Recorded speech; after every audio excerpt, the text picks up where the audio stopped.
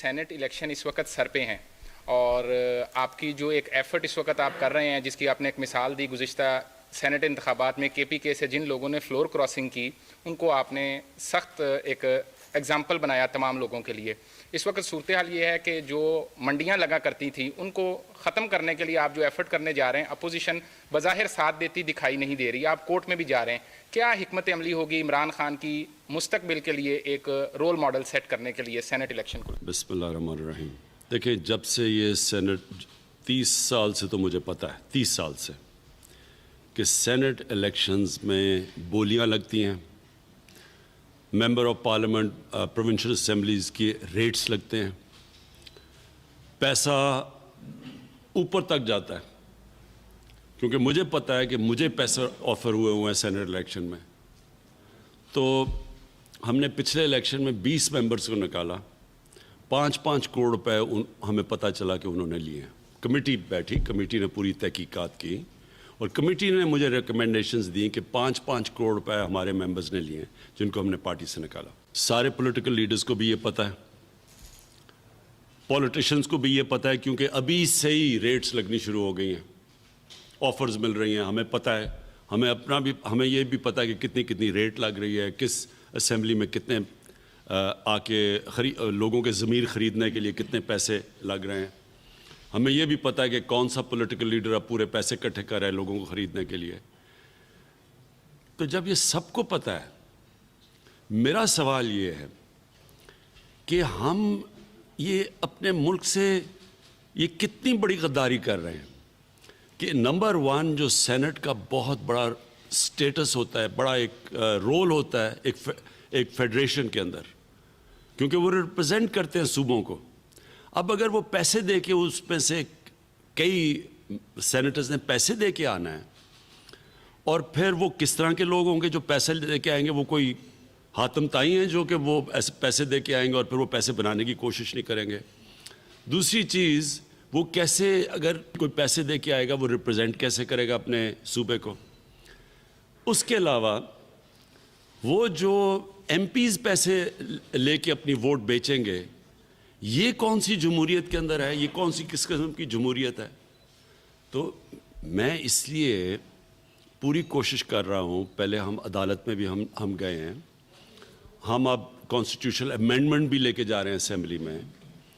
دونوں مین پارٹیز نے اپنی چارٹر آف ڈیموکریسی کے اندر جو سائن کیا تھا، دونوں نے کہا تھا کہ اوپن بیلٹ ہونا چاہیے۔ تو میں اب یہ ہماری پتہ ہے سب کو کہ ہمارے پاس 2/3 میجورٹی نہیں ہے، اس کے باوجود ہم یہ بل پریزنٹ کریں گے تاکہ ساری قوم کے سامنے سب کو پتہ ہو کہ کون اس ملک میں کوشش کر رہا ہے کرپشن ختم کرنے کی، اور کون اس ملک میں ایسے لوگ ہیں جو کہ اس ملک میں کرپشن کو بچا رہے ہیں۔ یہ سب سامنے آ جائے گا انشاءاللہ، امینڈمنٹ رکھیں گے پارلیمنٹ میں۔ مختلف آپ کو جو ہے وہ چیلنج ٹیسٹ کی، لیکن اس میں وہ ناکام رہی۔ پہلے استعفوں کی دھمکی، لانگ مارچ کی دھمکی، دوسرے آپشنس، لیکن ناکام رہی۔ لیکن پنجاب میں یہ صورتحال ہے کہ جہاں پہ ایک بڑی اپوزیشن جماعت ہے، اس کے ارکان اسمبلی ہر دوسرے روز وزیر اعلیٰ عثمان بزدار سے ملتے ہیں اور ان کی قیادت پر اور پی ٹی آئی پر اعتماد کا اظہار کر رہے ہیں۔ تو آپ کیا دیکھ رہے ہیں کہ سینٹ کے بعد اس پی ڈی ایم کا کیا مستقبل ہے؟ یہ پی ڈی ایم جو اب مختلف بحرانوں میں جو چیلنجز دینے میں ناکام رہی ہے، سینٹ کے انتخاب کے بعد ان کا کیا فیوچر دیکھ رہے ہیں؟ پی ڈی ایم نے فیل ہونا تھا۔ میں نے اپنی پارٹی کی میٹنگز میں کہا، میں نے کیبنٹ میں یہ کہا، میں نے میڈیا پہ یہ کہا۔ کیوں فیل ہونا تھا انہوں نے؟ کیونکہ یہ کوشش کر رہے تھے پبلک کو نکالنے کے لیے۔ پبلک جب بھی نکلتی ہے تو وہ حکمرانوں کی کرپشن کے خلاف نکلتی ہے، وہ حکمرانوں کی کرپشن بچانے کے لیے پبلک کبھی نہیں نکلی۔ ابھی لیبنن میں دیکھیں، پبلک سڑکوں کے اوپر ہے حکمرانوں کی کرپشن کے خلاف۔ ساؤتھ امریکہ میں کئی ملکوں میں پبلک نکلی ہے حکمرانوں کی کرپشن کے خلاف۔ عراق میں نکلی ہے، وہ کہتے ہیں کہ جی کرپشن ہو رہی ہے۔ لیکن کبھی بھی پبلک آج تک کسی کرپٹ پولیٹیشین کی کرپشن بچانے کے لیے نہیں نکلی، اور یہ کوشش کر رہے تھے، اور یہ سمجھ رہے تھے کہ لوگ بیوقوف ہیں۔ لیکن اس سے بڑا بیوقوف ہوتا ہی نہیں ہے جو پبلک کو بیوقوف سمجھے، اور یہ ثابت ہو گیا۔ مینار پاکستان جو ہم نے 4 دفعہ بھری ہے، کیونکہ مینار پاکستان تو بھرا ہی تب جاتا ہے جب لاہور کے لوگ چل کے آئیں. تو جب لاہور کے لوگ نہیں نکلیں گے, آپ جتنے مرضی باہر سے قیمے کے نان کھلا کے لوگوں کو لے کے آئیں, کبھی بھی نہیں بھرا جاتا. تو یہ جو فلاپ ہوا ہے پی ڈی ایم, اس نے ہونا تھا. سارے ملک کے بڑے بڑے ڈاکو اکٹھے ہو کے مجھے بلیک میل کر رہے ہیں کہ جی آپ کی گورنمنٹ گرا دے گے اگر ہمیں آپ این آر او نہیں دیتے, یعنی ہم نے جو ڈاکے مارے ہیں ہمیں معاف نہیں کرتے. تو اس نے تو فیل ہونا ہی تھا. اور یہ آگے بھی ان کا یہ اپنی پارٹیز اکٹھا رکھتے ہیں, جی حکومت کل جا رہی ہے, حکومت پرسوں جا رہی ہے, حکومت 2 مہینے میں, تاکہ ان کی پارٹی اکٹھی رہے, کیونکہ نظریہ تو ہے ہی نہیں. کسی پارٹی کا لیڈر ریولوشنری بننے کی کوشش کر رہا ہے, خود دم دبا کے بگوڑا ہو کے لندن بیٹھا ہوا ہے, بیٹے اس کے باہر بیٹھے ہوئے ہیں, وہ جواب دے نہیں رہا, سپریم کورٹ میں کنوکٹڈ ہے, اور وہاں بیٹھ کے وہ سمجھ رہے ہیں کہ انقلاب آ جائے گا. ٹرانسپیرنسی انٹرنیشنل کی رپورٹ آئی, ویسے تو پرسیپشن بیسڈ رپورٹ ہوتی ہے, لیکن سم ٹائم پرسیپشن جو ہے وہ ریالٹی سے بھی زیادہ اس کی ویلیو سمجھی جاتی ہے. 2 چیزیں جس کے اوپر باقی چیزیں تو سامنے آئیں, لیکن ایک ڈیموکریسی اور ایک جو ہے وہ جو رول آف لا ہے, اس کے اوپر پوائنٹس جو ہے وہ کم ہوئے ہیں پچھلے 2 سالوں میں. تو کیا سمجھتے ہیں کہ ڈیموکریسی پارلیمنٹ کا جو کردار تھا وہ پورا اپنا, ظاہر ہے پارلیمنٹ میں جو اپوزیشن ہے انہوں نے پہلے دن سے ہی جس طرح کا کردار ادا کیا, اور ساتھ رول آف لا کے حوالے سے ساتھ پولیس جو ہے اس کا بڑا کردار ہے, تو یہ ان میں پوائنٹس کیوں کم ہوئے, کیا سمجھتے ہیں آپ؟ پارلیمنٹ چلتی کیسے ہے؟ پارلیمنٹ کے اندر ایک گورنمنٹ ہوتی ہے, ایک اپوزیشن ہوتی ہے. پارلیمنٹ چلتی ایسے ہے جب اپوزیشن کا کام ہوتا ہے کہ ملک کے مسئلے مسائل کی نشاندہی کرے, اور وہ گورنمنٹ کو مسلسل پریشر میں رکھے عوامی مسئلوں کے اوپر یا قانونی مسئلوں کے اوپر. لیکن کبھی ڈیموکریسی ایسے بھی چلی ہے کہ اپوزیشن اکٹھی ہو کے کہے کہ ہماری چوری معاف کرو, ہمیں این آر او دے دو, نہیں تو ہم چلنے نہیں دیں گے. اور جو انہوں نے کیا آپ کے سب کے سامنے ہے کہ پہلے دن سے شروع ہو گئے, کبھی الیکشن ٹھیک نہیں ہوا, اس میں ہم کہیں ٹھیک ہم تیار بیٹھے ہیں کھولیں الیکشن, کبھی کہیں جی معاشی حالات برے ہیں, وہ معیشت کے تو ذمہ دار ہی ہیں, تو وہ ہمارے سے پوچھ رہے ہیں جی کہ یہ دیکھیں قرضے یہ چڑھ گئے ہیں, اور ہمارے سے پوچھ رہے ہیں اور پریشر ڈال رہے ہیں کہ این آر او دے دیں. پھر فیٹف کے اوپر انہوں نے سب سے زیادہ بلیک میل کیا, کیونکہ فیٹف کے اندر ملک بلیک لسٹ ہو سکتا تھا, اور بلیک لسٹ کا مطلب کہ سینکشنز لگ سکتی تھی. تو انہوں نے اس کے اوپر پھر ہمیں بلیک میل کرنا شروع, اور پھر باقاعدہ لکھ کے دیے کہ 34 شکیں چینج کرو 38 میں سے, یعنی نیب کو ختم کر دو. تو جمہوریت تو نہیں چلتی ایسے. جمہوریت تو اب چور اکٹھے ہو جائے اور کہیں جی ہماری چوری چھوڑ دو, نہیں تو ہم گورنمنٹ گرا دیں گے, تو یہ تو جمہوریت نہیں چلتی. اور اس لیے وہ ٹھیک کہہ رہے ہیں, پارلیمنٹ کے اندر جس طرح کی ڈیبیٹ اور گفتگو ہونا چاہیے تھا, جو کنسنسس بلڈنگ ہونی چاہیے تھی, وہ ہوئی نہیں. میرا نام میاں اسلم ہے پرائم منسٹر صاحب, میں ایکسپریس ٹیلی ویژن سے ہوں. میں کچھ نام آپ کے سامنے لوں گا اور ان ناموں پہ میرا سوال بیس کرے گا. بیرسٹر شہزاد اکبر, مراد سعید, ڈاکٹر شہباز گل, یہ ایسے نام ہیں جو فرنٹ لائن پہ ڈیفینڈ بھی آپ کو کرتے ہیں, اور اپوزیشن کا بھی بڑی تنقید کا نشانہ بنتے ہیں. کورٹ میں بھی ان کے ہر دوسرے دن پیشیاں کرتے ہیں. دوسری طرف انہیں پارٹی کے اندر بھی کچھ حملوں کا سامنا رہتا ہے, مخالفت ہوتی ہے. سیم جیسے عثمان بزدار صاحب کو آپ لے کے آئے ہیں, کووڈ میں انہوں نے جس طرح کام کیا, دوسرے انہوں نے کام کیے, وہ پتہ چلتا ہے کہ ہر تیسرے ماہ جو ہے وہ کوئی 8-10 لوگ جو ہیں وہ چیف منسٹر بننے کے جو ہے وہ چکر میں ہے. تو آپ اس میس میں کہ اپنے لوگوں کو کس طرح پروٹیکٹ کریں گے؟ اپوزیشن اور خاص طور پہ ان کے جو بڑے بڑے نامور ڈاکو جب یہ تنقید کسی کی کرتے ہیں تو وہ اس کا اعزاز ہوتا ہے. یہ جب مجھے تنقید کرتے ہیں نا یہ سارے ہر روز شام کو بڑے بڑے ڈاکو بیٹھ کے, تو میں سمجھتا ہوں کہ میں کچھ تو کام اچھا کر رہا ہوں ملک میں. اگر یہ میری تعریف کریں تو میں اپنی توہین سمجھوں, کیونکہ یہ انہوں نے 30 سال سے 35 سال سے اس ملک کا خون چوسا ہوا ہے. تو اگر وہ ہمارے لوگوں کی تنقید کرتے ہیں, فردوس کی, اس کی, شہباز کی اور مراد سعید کی, تو یہ تو ان کے لیے بہت بڑا اعزاز ہے. اس کا مطلب یہ جہاد کر رہے ہیں ان چوروں کے خلاف. اور جہاں تک اندر ہے, بدقسمتی سے یہ تو ہوتا ہی ہے پالیٹکس میں, اندر ایک پارٹی کے اندر بھی کمپٹیشن چلتی ہے, کیونکہ یہ کوئی ریجیمنٹیشن تو نہیں ہوتی ہے, کوئی ایک ڈکٹیٹرشپ تو نہیں ہے, تو اس میں تو یہ چلتا رہتا ہے, اس کی کوئی فکر نہیں کرنی چاہیے. پی ایم صاحب, میرا نام محمد شاہد چودھری ہے اور میرا تعلق 92 نیوز لاہور سے ہے. پی ایم صاحب کہتے ہیں کہ زمانے بھر کے جو معتبر ہیں وہ خود لرزتے ہیں آئینوں سے، کوئی تو ان کا حجاب پلٹے، میں ان کا روزے حساب دیکھوں۔ آپ نے ان کے حجاب پلٹے ہیں، جو قبضہ مافیا تھا، جو سیاسی مافیا تھا، ان کے اوپر آپ نے ہاتھ ڈالا۔ پہلے سال ہزاروں ایکڑ آپ نے اور سی ایم صاحب نے زبردست قبضہ مافیا کے خلاف آپریشن کیا اور زبردست ایکشن لیا، پھر بیچ میں کچھ خاموشی آ گئی۔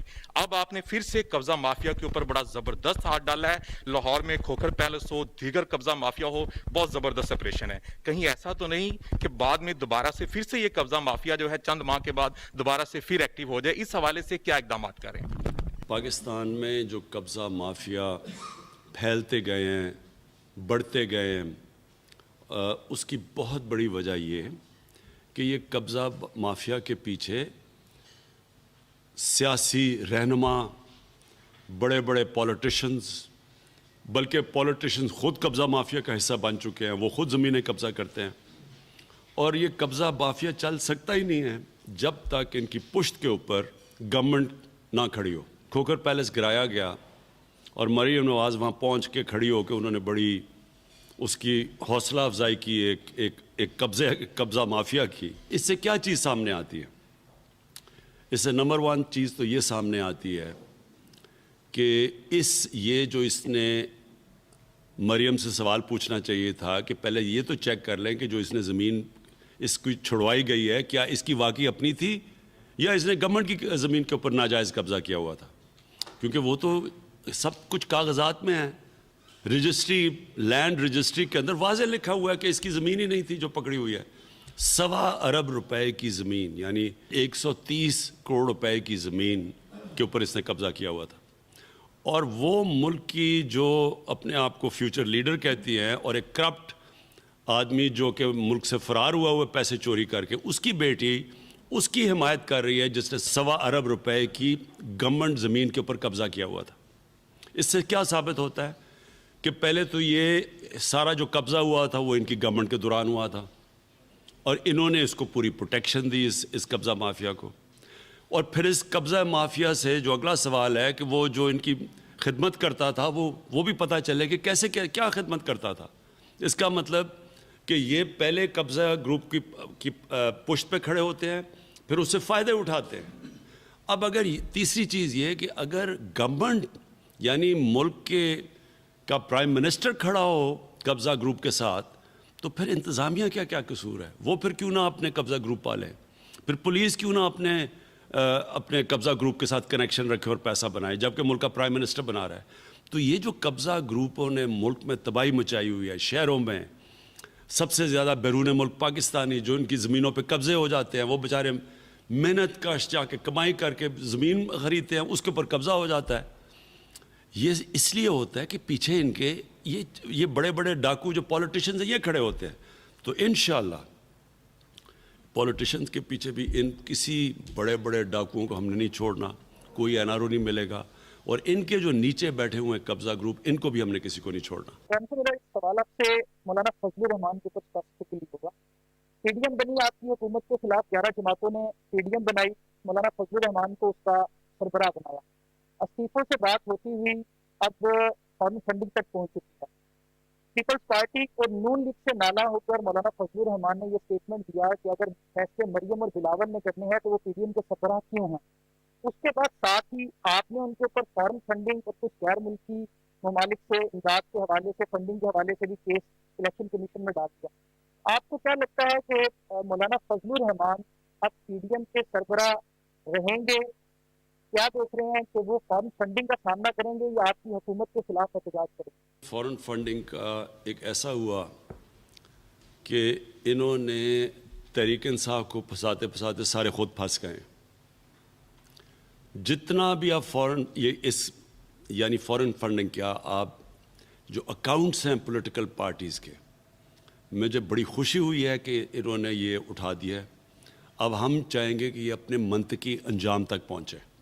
ساری پارٹیز کی فنڈنگ کی پوری اسکروٹنی کی جائے الیکشن کمیشن، اور جب یہ اسکروٹنی کریں گے، میں آج آپ کے سامنے پیشن گوئی کرتا ہوں کہ ایک پارٹی کے سب سے بہترین اکاؤنٹس ملیں گے، اس پارٹی کا نام ہے تحریک انصاف، جس نے باقاعدہ پولیٹیکل فنڈ ریزنگ کی ہے، جس نے جن ڈونرز نے پیسے دیے ہیں ان کے पता है एड्रेस, 40,000 हमारे पास डोनर्स के नाम हैं, कोई भी उनको कांटेक्ट करके पूछ सकता है कि वो उन्होंने पैसे दिए या नहीं दिए। मैं चैलेंज करता हूं कि ये 1,000 नाम दे दें, कोई भी इन पार्टी में से 1,000 क्या 100 नाम दे दें जिन्होंने इनको ऑफिशियली पैसे दिए। जैसे ही आप पता चलाएंगे आपको पता चल जाएगा कि इन पार्टीज़ ने पैसे कैसे इकट्ठे किए हैं। आपको ये भी पता चल जाएगा कि अगर फॉरेन फंडिंग हुई है तो किस किस पार्टी की हुई है, वो भी पता चल जाएगा। उसामा बिन लादेन ने किसको पैसे दिए, वो खालिद ख्वाजा की पूरी स्टेटमेंट है, उसने पब्लिकली उसकी बीवी ने स्टेटमेंट दी हुई है। ये जो मौलाना फजल रहमान को किधर से कौन से मुल्क से पैसे, ये भी पता चल जाएगा सब कुछ। नवाज शरीफ ने जो मनी लॉन्ड्रिंग की है अपनी नून लीग के जो वो पार्टी फंड्स के ज़रिए, वो भी सामने आ जाएगा। मैं तो बड़ा खुश हूँ और मैं चाहता हूँ, और सबसे बड़ा जो इस वक्त मौलाना फजल रहमान है, इसको मौलाना कहते हुए दीनी मौलाना आलिम की तौहीन है। ये करप्ट आदमी है जो सिर्फ दीन को इस्तेमाल करता है और मदरसे के बेचारे वो तालिब इल्मों को इस्तेमाल करता है ब्लैकमेल करने के लिए और पैसा बनाने के लिए। ये बताया कि इसके पास अरबों रुपए की प्रॉपर्टीज आई किधर से हैं। लोग मेहनत करते हैं, कोई बिजनेस करता है, ये बैठे बैठे ही अरबोपति है इसके तो, और फ्रंटमैन के जरिए इसके पैसे, बेनामी इसकी जो ज़मीनें हैं किधर से आई हैं, क्योंकि ये सारी हुकूमतों में बैठा रहता है, सबके साथ मिल के, कोई इसको हाथ नहीं लगाता क्योंकि फतवा लगा देता है सब पे, सारे इसको डर के इससे कोई पूछता नहीं है और ये पैसे बनाता रहता है। और ये स्टेटमेंट दे रहा है जी नैब कौन होती है मुझे बुलाने वाली, क्या ये कानून से ऊपर है? ये जो इस वक्त जो पाकिस्तान के अंदर जो आखिर में जो मैं बात करना चाहता हूँ, ये तारीखी जंग चल रही है, कानून की बालादस्ती की जंग चल रही है। ये जो चोर हैं जो कहते हैं हम पाकिस्तान के कानून के नीचे नहीं है, सुप्रीम कोर्ट फैसला करता है, नवाज शरीफ वो कहता है मैं मानता ही नहीं, क्यों निकाला। जो इनके ऊपर इलेक्शन कमीशन, उसके ऊपर जब अगर इनके अगेंस्ट फैसला फंडिंग में आएगा, ये कहें वो नहीं हम मानते। इनके ऊपर जब नैब कोई कुछ कहती है वो नैब को नहीं मानते, तो मानते किसको हैं ये? उसको मानते हैं जो इनके हक में फैसला करे बस। और ये और हक में फैसला करवाते कैसे हैं? जिस तरह इन्होंने वो ब्रीफ केस पहुँचाए थे वो रफ़ीक तारड़ ने जाके जजेस ख़रीदने के लिए, जिस तरह सुप्रीम कोर्ट के सजाद अली शाह के सुप्रीम कोर्ट पे हमला किया था डंडे लेके, ये वो लोग हैं, ये माफिया है। और ये जो अब तारीखी जंग है, इंशाल्लाह ये फैसला करेगी कि पाकिस्तान में कानून की बालादस्ती आएगी। ये बड़े बड़े डाकुओं को हमेशा के लिए ये जंग है, इनका असल ठिकाना जेल में है, और जब तक ये पैसे वापस नहीं करेंगे इंशाल्लाह जेल में रहेंगे। कामयाब किसान प्रोग्राम के हवाले से ये बड़ा ज़बरदस्त अच्छा इनिशिएटिव है। एट द सेम टाइमिंग जब सरहद पार दिल्ली में किसानों के साथ इतना जुल्म ज्यादती हो रही है, मोदी रजीम में बहुत कुछ हमने देखा है और यहाँ पर सब कुछ उल्टा है। किसान आपकी तरफ देख भी रहे हैं, एग्रीकल्चर पैकेज कब तक आएगा और मजीद किसानों के लिए क्या होने जा रहा है? हमारी पूरी कोशिश है कि अब हम एक पूरी एग्रीकल्चर पॉलिसी लेके आएँ जो अगले 5 साल 10 साल तक जाए, जो कि हमारा पूरा चेंज कर दे एग्रीकल्चर जो सेक्टर सारा। इसका एक बड़ा पैकेज आ रहा है जो हमने अपनी पूरी एग्रीकल्चर सेक्टर को पूरा खड़ा करना है। साहिवाल में वज़ीर-ए-आज़म की मीडिया नुमाइंदगान से गुफ्तगू हम आपको दिखा रहे थे। कहना यह है वज़ीर-ए-आज़म पाकिस्तान इमरान खान का कि सेनेट इलेक्शन में पैसा इस्तेमाल किया जाता है, सेनेट इलेक्शन शफाफ बनाने के लिए कानून साजी कर रहे हैं। PDM के हवाले से उनसे सवाल किया गया, वज़ीर-ए-आज़म ने कहा कि मेरा तो हमेशा ये मानना था कि PDM को फेल होना है। ये कोशिश कर रहे थे आवाम को बाहर निकालने की, लेकिन इन्हें ये मालूम होना चाहिए था कि आवाम कभी भी किसी की करप्शन बचाने के लिए बाहर नहीं निकलते हैं, आवाम करप्शन करने वालों के खिलाफ बाहर निकलते हैं। वज़ीर आज़म ने यहाँ ये भी कहा कि आवाम को बेवकूफ़ समझने वालों से बड़ा बेवकूफ़ कोई नहीं होता। वज़ीर आज़म ने कहा कि मुल्क के बड़े बड़े डाकू इकट्ठे हो गए हैं और उन्हें ब्लैकमेल करने की कोशिश कर रहे हैं।